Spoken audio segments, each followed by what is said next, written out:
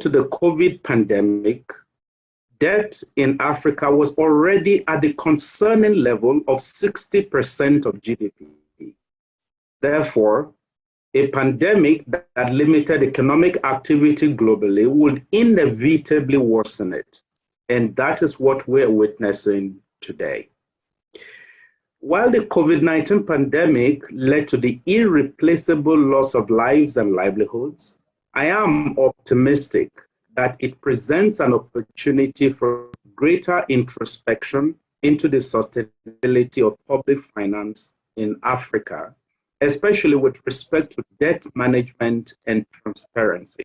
This is why this African Conference on Debt and Development, convened by AfDB, is extremely timely.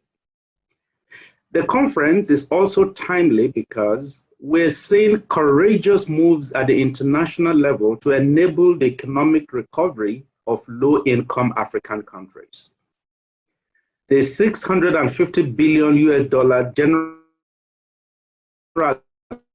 allocation of special drawing rights to its member states by the, and there is significant political momentum to enable a reallocation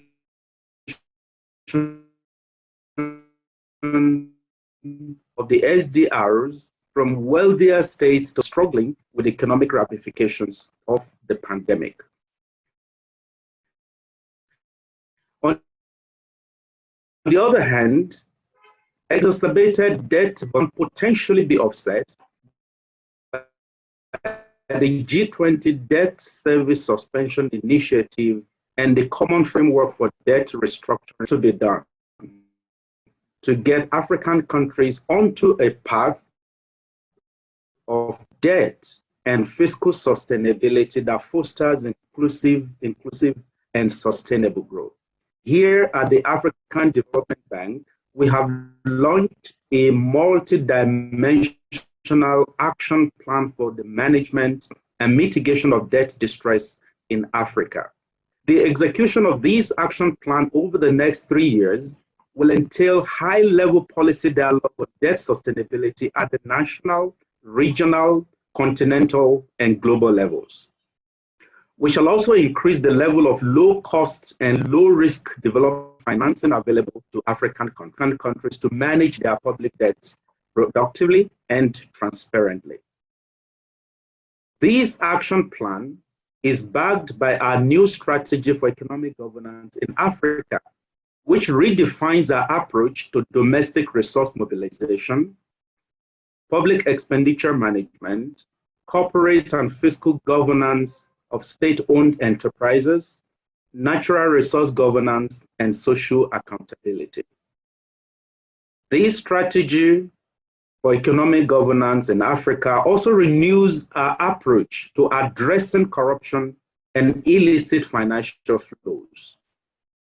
Between 2000 and 2019, 18 African sovereigns made debuts into international capital markets and issued more than 125 Eurobond instruments valued at more than 155 billion US dollars.